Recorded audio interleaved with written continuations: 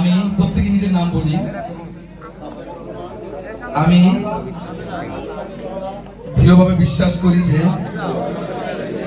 পূর্ণাঙ্গ দিন প্রতিষ্ঠা ছাড়া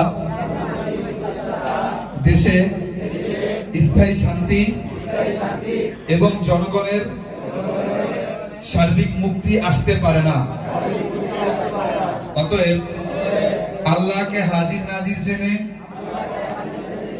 আমি ওয়াদা করছি যে আমি ইসলামী যুব আন্দোলন বাংলাদেশে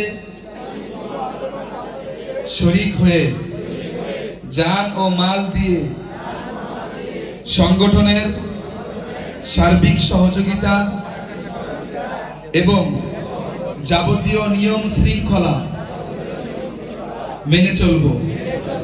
আল্লাহ তাআলা আমাকে এই ওয়াদা পালনের তৌফিক দান করুন। আমিন।